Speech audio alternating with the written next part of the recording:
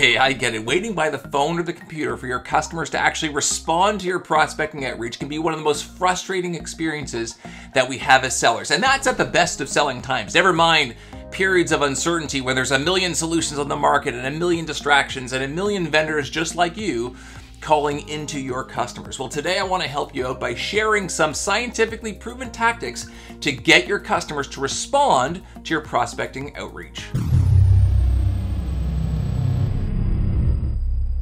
So welcome to another episode of Sales Lab Live. I'm David Premer, and I may have underestimated, I always do this, I may have underestimated, or maybe overestimated rather, the amount of content we can actually get through in a Sales Lab Live. I actually have quite a lot of content here today for you. So we'll see how much we get through. This might be part one of two, or we might have to do a little bit more next week, but this idea of prospecting and getting your customers to respond to your outreach is one of the biggest challenges that we have as sellers. And through all the uncertainty, we're sitting there by the phone, we're sitting there by the computer, we're thinking, hey, look, I'm using my best moves, my best tactics, my best pitches, and why aren't these people getting back to me? And so what I want to do today is give you some tactics that you can use to stack the deck in your favor. Now, just to kind of kick things off, I want to mention one thing right off the bat. When we talk about boosting your prospecting response rate, we're talking about one thing. Because I want you to think about, why are we even doing this? Why are we talking about these tactics? The purpose of doing this is to do one thing. It is not, just to be clear, it is not to get customers to buy your product and service. It is not to, to catapult them into a magnificent sales cycle with you. It is to do one thing. It is to get them to respond. Because the worst thing in the world is, we try to prospect into a customer and we just never hear back from them. And this could be certainly at the beginning of a sales cycle, but it could be in the middle of a sales cycle as well, after maybe the customer's gone dark on us. And so all we want is we're like waiting by the phone, like we just went on a date with someone, we're waiting for them to call us. We just want them to get back to us. And so that is the purpose of the tactics we're going to cover today, which is how do we actually get people to get back to us? And partially it's we're going to talk about like the mediums and the messages and all that kind of stuff, but partially as well, it's all about the tactics that we use to entice the customer to actually want to continue the conversation with us. Now, one of the things I will not be covering today, just to be very clear, is what I want to call this out here, is a note about the words. And what do we mean by that? I mean that when we are talking to our customers about what it is that we do, of course, the messages that we share and how we describe what we do are extremely important in terms of building up that customer's level of intent, their desire to continue the conversation with us. And so I'm not going to be, this is a whole other Sales Lab Live. It's something I definitely cover in my training programs. We actually go through the messages and describing what we do. You could have magnificent outreach and you are absolute shit at describing what it is you do and building that emotional connection with the customer, and you will not be successful. So I just want to say here, I am now assuming that you have good things to say and you have compelling things to say that are going to create that emotional connection for your customers. And again, we've talked about this a ton on this channel in this program, and I have it on my YouTube channel, my training. So we're just going to set that aside for a second. There's 3 topics that I want to hit during this time. And hopefully we'll see if we have time to get through all 3. If not, we'll get through 2 and we'll hit the next one next week, because this is actually going to be a really big topic. But there's kind of 3 concepts I want to talk about. I want to talk about the medium that you're used to reach out. I want to talk about the homework that you do in advance of reaching out. And I want to talk about this concept of reciprocity, or oftentimes I refer to this as what are the gifts that you're bringing a customer, right? You want someone to do something for you, you want them to get back to you, what gifts are you bringing, right? So we're going to talk about that. So the first thing I want to talk about, and this might be something that you might be doing already, but I'll tell you, I speak to sales reps and leaders all the time, and I ask them, are you doing this? Are you doing this? And they're like, shoot, David, I could probably be doing a little bit better in this category. And this is a concept that I refer to as mixing the medium. And what do we mean by this? Well, when we reach out to customers and prospects, there's all sorts of different ways that we can build rapport and affinity and explain, what it is that we do. And, oftentimes it's we reach out via email, or we send a LinkedIn message, or maybe we even call. But there's all sorts of other ways to do prospecting. It could be like a video call, social media. And when I say social media, it's like reaching out on platforms. Yes, like LinkedIn or Instagram and so on, but there's other ways that you can reach out within these platforms other than just sending regular old text messages. In some cases, it might be like an ABM campaign or even direct mail. Literally, and I kid you not, when I was in my last VP role, I got a prospecting outreach from a BDR. And oftentimes BDRs or you prospect into someone, you send them like a Starbucks gift card and say, like, hey, have a coffee on me. I don't know. I'm almost describing that as it's something that's routinely done. Although you might be hearing this and saying, oh, you know what, David, that's a good idea. Like I should send people like Starbucks gift cards in an effort to entice them to talk to me. And if you want to do that, no issue with that. But I got this literally snail mail letter to my office from a BDR, and the letter said, David, I'm not sure. I know people don't respond to prospecting outreach on LinkedIn or email these days, but the jury's still out on regular mail. And you know what? I got back to that BDR because as a sales leader, I never got like a letter in the mail from a BDR wanting to talk to me. And I thought it was genius, and I just had to reach out just to say, hey, look, I appreciate the effort you put in. Maybe I'm interested in your service, maybe not. But remember, back to the point. What is the point of doing this? The point of doing this is to get your prospects to respond. And you better believe I responded to that snail mail letter because I don't get snail mail letters. And because that person actually put a whole lot of effort into it. But there's other things that we can do as it relates to, interesting ways of reaching out. And I call this the case for creativity. I talk about like the handwritten letter, which I just shared. This was a tactic we actually used in my last company. You see here on the right, it's a little teeny tiny piñata, and it's called a piñatagram. And it's literally a little teeny tiny piñata with a mailing label on it that you fill with whatever you want, and you send it to the customer or prospect. And we actually had an extremely high response rate on this because it's a gift, it's interesting, it's unique, but there's other ways that you can reach out that are interesting and unique. One of the ways that I actually communicate with a lot of my clients and prospects is through voice messaging on LinkedIn. And, while this has actually been around for quite some time, having talked to a lot of leaders and sellers, a lot of people don't know that you can do this. And all you're doing is it's a feature of the LinkedIn mobile app, and it allows you to send up to 1 minute long per message voice messages to your customers or prospects, anyone that you've connected with on LinkedIn. And I often find, think about how much text, someone who shoots a lot of YouTube videos, I used to kind of script them out and kind of write them out in advance just so I can practice them and get the narrative down. I don't do that as much anymore. However, to fill a 2-minute YouTube video, it's actually quite a lot of text that you can get through. So if you're leaving like a LinkedIn voice message, you can actually pack in a lot of content into a LinkedIn voice message, and people are likely to listen to it because it's a lot more engaging than just, some kind of regular text message. So I want you to think about back to mixing up the medium. I'm going to go back to this slide. Mixing up the medium, all right? If you have fallen in love with one of these tools, maybe try something else, right? Because if you're falling in love with it, chances are that other people like you are falling in love with it, other salespeople are falling in love with it, and your customers are getting inundated by these things. And I'm not saying that, in time, maybe LinkedIn voice messages will just become the normal thing, but the idea is if you want to seem different than everyone else who's prospecting into your customers, you have to act differently and use different mediums. So think about, well, what could I do that's a little bit different? And yes, some of these things might take a little bit more effort than just chambering off like a drive-by pitch email. But that's the point, right? Investing the time to make sure that your outreach is targeted and unique is what's going to make you stand out. So think about how you are going to mix up the medium. I'm also a very big fan of video messages, and I use video messages all the time, even now in my prospecting and my customer, more specifically my customer outreach. And I wrote this article a little while back, and I talk about this concept in my book. This particular article was called Sell More by Bridging the Emotional Gap Between You and Your Customer. And we don't have time to get into all of this today, but this idea that when you prospect into your customers, and I want you to kind of just think about this from their perspective, okay? You, as wonderful and lovely as I'm sure that you are the enemy, okay?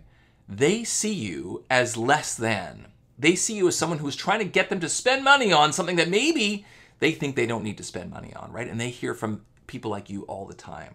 So you are the enemy. And what happens is when they think of you as the enemy, it's good for them, because if they think of you as like less than human, it makes it very easy for them to ignore you.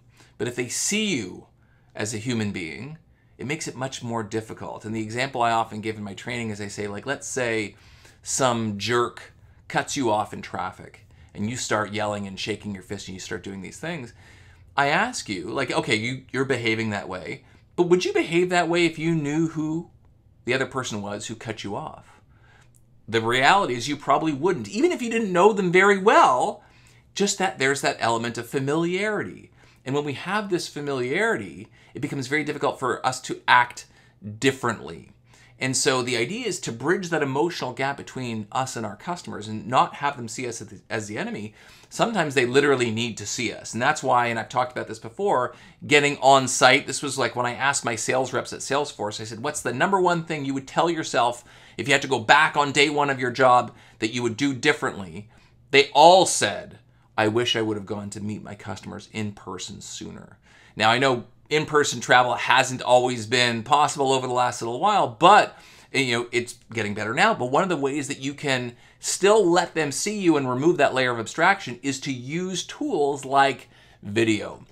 And there's lots of tools. I know my head's blocking this particular tool. It's a product by Vidyard. And if you want to use Vidyard for free, there's a lot of similar products, but like you don't have to pay for this particular service. It lets you film these like short videos of whatever it is you want, and then you can send them to prospects in LinkedIn, in a text message, in an email, and you can even have a little animated thumbnail. And video messages get much higher open rates, and they will engage because, we watch videos all the time. Like, we waste time watching, TikTok and Instagram Reels and so on. Not my Instagram Reels. You should watch those. Those are good. But everyone else's, we waste a lot of time, right, pouring through this stuff. Well, I may not want to read your whole long email, but I'll watch 30 seconds to 60 seconds talking about what it is that you do. And again, part of what this is meant to do, again, is to get the customer to lean in and say, tell me more, or at least get back to you saying, hey, you know what? I appreciate that you put in this effort to make this video for me. I am not interested. And that's what you want. You want that response. So shooting a video, a quick like 30, 60 second video message, 2 minutes, whatever it is, to a prospect, and then sending it to them over, again, text message, LinkedIn message, or email is very powerful as well. So I want you to think about mixing up the medium. Now, as we kind of transition into tactic number 2, I think this is going to be a 2-part series because the third part on reciprocity is actually really important and I don't want to shortchange it. So this might just be, part 1 of 2. I kind of have a little bit of a breakdown that I give my clients when it comes to a framework for having that opening conversation. I don't have time to kind of, go through this whole thing now, but this idea that, when we call a customer, it's really important. If you look at that kind of middle part where I talk about the hook and the reason, the message, the gift, the rapport, and so on, it's really important when we reach out to a customer that we showcase the fact that we've targeted the message and we showcase them that we've done a little bit, even just a teensy-weensy bit of research on them. And I'll tell you, and I've talked about this all this week, and I have a lot of content on this idea that I get people prospecting into me all the time. And it's very clear from the people that prospect into me that they have not been doing their homework, because people reach out to me all the time. And as I've been posting this on my social channels, people chime in and they send me notes as well saying, hey, I've experienced the same thing. They almost send me prospecting notes as though they don't even know what I do. I had someone reach out to me on Instagram the other day where I posted a reel literally on this concept, which I refer to as doing your homework, and why doing your homework is so important. And we'll kind of talk about this in just a second, but if you want to check it out, I have a whole article. You can see the URL there on my blog about doing your homework and why it's so important. And this guy reaches out to me and he says, hey, David, love your content. It's really, really great. Hey, look, I work with people who want to earn 5, 10K a month extra without starting a business. Are you interested in learning more? How much effort do you think it would take to figure out that, like, I do this because it's my business? Like, well, I'm not interested in, I have a business, right? And so it clearly shows me that you've done no research on me whatsoever, and you actually don't know what I do. And I've talked about this before. I think I did a reel on this, like within this week even, where I talked about the fact that it's really important when you're reaching out to someone that you showcase that you know something, a little bit about them, that there's some context there.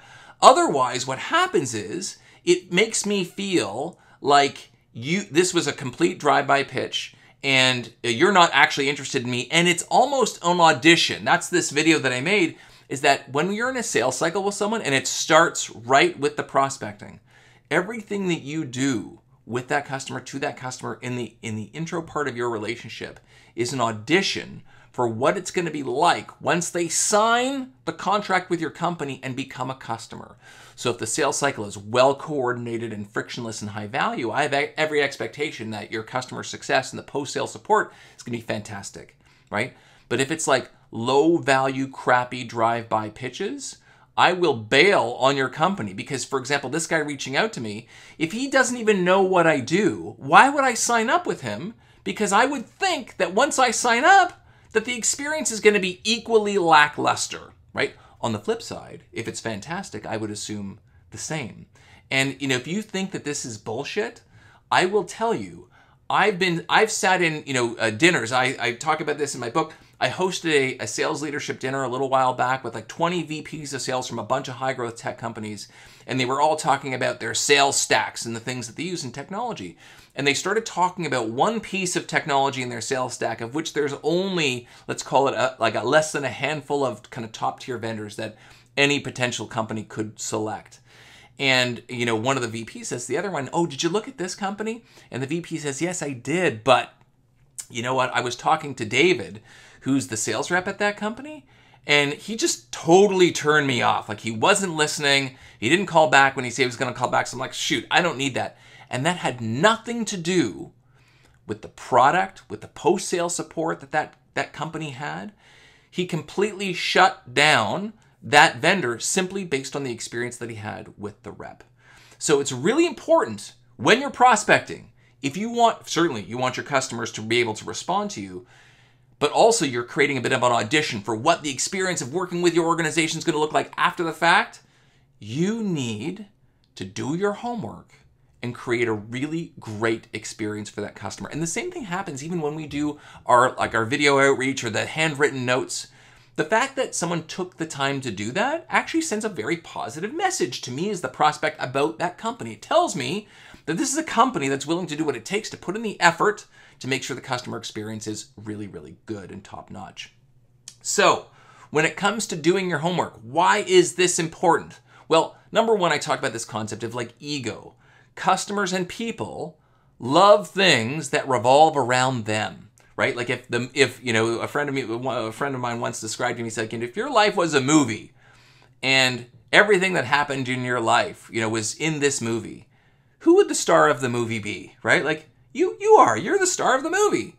And so when I start talking about you and the research I've done about you and the context that's all about you, it makes you feel happy. It makes you feel like, from an ego perspective, that you are the center of the world.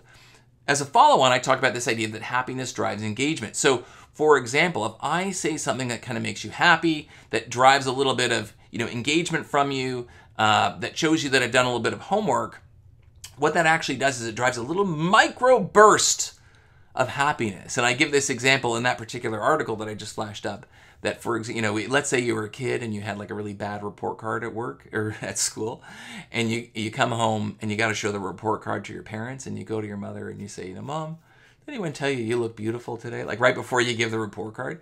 The question is, does that work? Now maybe your mother might see through that, but in many instances when we compliment people, we tell them that we like them, or like, "Hey, like I loved reading your book," or "I loved the article that you shared the other day on LinkedIn." That shows them that they are valued and they are important, and it puts them in a micro happy state. And the research and science and data shows that when people are in a happy state, they make more favorable decisions as it relates to you. And you know this, if you're in love and you're listening to the radio, every song is about you, and all the food tastes better and the flowers smell better. But you're in a bad mood, everything is bad. right? So this little burst of micro happiness will actually drive engagement and make it more likely for the person to get back to you. And lastly, this concept of reciprocity, which I will definitely wait and explain in next week's Sales Lab Live, because I do not want to shortchange you on this topic. This idea that when we do nice things for people, it makes them want to do nice things for us. Now, what are those nice things? That's what we're going to talk about in next week's Sales Lab Live. However, I will tease one of those things is putting in a little bit of effort. When we do our homework to showcase to someone that we know about them, and sometimes, by the way, I'll give you examples of what doing your homework actually means. But when we showcase the fact that we've done a little bit of research, put a little effort into our outreach, it tells the other person, you know what, this person put in some effort, right? There's some personalization here, and it makes them scientifically more likely to respond to you because they realize that you put in the effort and they want to put in a little bit of effort as well in return. So the question then becomes, okay, well, what are some of the things from a homework perspective we can do to drive this reciprocity? And by the way, in our next session, I'm going to go into a little bit more detail about reciprocity and the science behind it and show you some data that basically proves at this point that when we do nice things for people, and what could those nice things be when we're prospecting? We'll touch on that next time. But one of those things is doing your homework. So what are some of the things that we can do to show the customer that we've done our homework about them? And I kind of split it up. In some cases, it's what do we know about their business, right? I'll tell you, having worked for Salesforce for many years, one of the challenges is that there's very high turnover, in many cases, very positive turnover of reps. So, I might be your Salesforce sales rep this year, and then I get promoted to the next segment, and then you got someone else you got to break in, right? Now, oftentimes, if I'm a new rep and I'm reaching out to that customer, if I reach out and like, oh, hey, it's David from Salesforce, so yeah, I just want to touch base and see how you're doing, and I have no context for anything that you've explained to the previous rep, that creates a horrible customer experience. So part of the value that we can add when we reach out about doing our homework is actually doing that research. Have we or anyone from our company reached out to this customer before? What did we talk about? Have they used our solutions in the past? What pains based on their role are they likely to have? Even where they're based. I'm going to talk about this in a second because you can draw a lot of like personal relations based on, maybe they're based in a country or a city that you've been to before, have a personal connection with. Do they have an interesting business name? Certainly, nowadays there's a lot of really interesting business names out there, a lot of interesting logos. They might have references to customers on their website that are mutual customers of yours. So these are things that you should know going in. Certainly about them personally, especially if you're using a tool like LinkedIn. If you've been to a place that they've been to before, you have a similarity around when you went to school. A lot of people share their interests publicly on social media. That might have a picture of them with their dog or playing guitar or whatever it is. All of this stuff matters. And I talk about like maybe there's an interesting background in their profile photo. We talked about this, I believe, a couple weeks ago as it related to a video, when we're on video with people, and I talked about how we should not be using blurred and virtual backgrounds because it actually causes us to miss opportunities to create these personal connections with customers. It's the same thing. And if I've done a little bit of research on you and I know what you're interested in, or even, for example, just go on LinkedIn and I take a look at like, what were the last few things that you posted? Can I comment on those and bring those? Hey, look, David, I really like the post you shared last week about, the virtual backgrounds. Totally agree.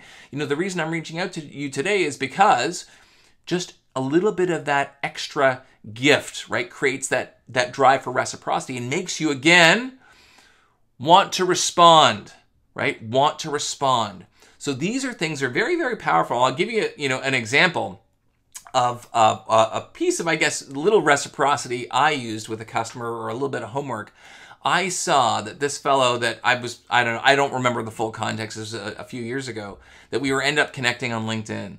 And I saw on his LinkedIn profile that he was from this town in California. Maybe you know, maybe you don't. It was called San Luis Obispo. Or SLO, or SLO, people sometimes, refer to it as. And I remember being out in this town on a road trip with my wife, like many years ago, and we what's the big deal about San Luis Obispo? Well, I think there's a school there, but they have this really wacky hotel called the Madonna Inn, which you can absolutely look up. Now, the crazy thing about the Madonna Inn is that I think it has like 120, 130 rooms, and they are all unique. They all look different, and they're all like off the wall. You can see here's some photos. They're different colors. Some look like caves. It's crazy. And I see he's from this place. So I say, hey, it's great to connect, or whatever my outreach was. I said, I was actually in your town a number of years ago with my wife, and we stayed at the Madonna Inn. Like, have you heard? You must get that all the time. And what does he do? He sends me this picture of him with his girlfriend there for Valentine's Day dinner. Right now we're best friends. Shout out to Ben. We're not best friends, but think about, he's a stranger to me. And all of a sudden, he sees that I did a little bit of homework as to where he was, and I drew that personal connection, and now he's like sending pictures of me with his girlfriend. So it's really important to A, do your homework, and then also be able to kind of operationalize it. And I wanted to just kind of show you here, this is when you're reaching out to the customer. You obviously want to explain who you are, why you're calling, that kind of stuff. And again, we don't have time to get into the whole training here, but the homework that you've done to help, that customer engage with you is super critical as part of this conversation. And some of the lead-ins that you might use when you've done your homework, you might call the customer and you say, hey, David, I just was reaching out because some of my similar clients to you have found that A, B, and C. Or, a trend that we're seeing lately with clients based in A, B, and C, or in your industry. Or I noticed something on your profile, or I had an idea based on something you just posted. Or, hey, look, the reason I'm reaching out is because I thought we might be able to help with this initiative that you just recently tweeted about. So it's important to not only do your homework, but obviously figure out how to kind of loop that into the conversation. But what's the point? I'm gonna end it here as we think about the tactics, and I'll just kind of put a bow on this in a second, and we'll come back to this concept of reciprocity because it's super important. But what's the point of all this? If you said in your head, the point of doing all this is to get the customer to respond, that is the point of doing your homework and increasing your response rates. The key to increasing response rates is doing your homework, putting the time in, doing the research, changing up the medium. And these are things like you might be thinking to yourself, oh yeah, I do this from time to time. Like, do it with intent, okay? If you're asking yourself, hey, look, why are my customers not responding? The medium, the homework, all very important. Now, of course, what you say, the message, that's almost like the steak and the steak dinner here. Now, we're not focused on that today, but think about the medium, think about the homework that you're doing, and think about how you are leveraging those concepts in your outreach to increase your response rates. So that's what I have for you today. We will come back and talk about this concept of reciprocity, the gifts that we bring our customers, and how we can take advantage of this extremely powerful psychological principle to get customers to respond to our outreach. There is no silver bullet. Even the best prospectors and sellers, we're not batting 100%. You are increasing your odds because there's so many different variables that simply we cannot control as it relates to how we reach out to our customers, what they have going on in their lives, if their email addresses are correct, do they even check LinkedIn, periodically. But all of these scientifically proven tactics will give you an edge. So with that, we're going to shut it down for today. Thank you for attending another episode of Sales Lab Live. We will continue on this topic of prospecting outreach with reciprocity next week, but I hope you have a great day, and we'll see you next time.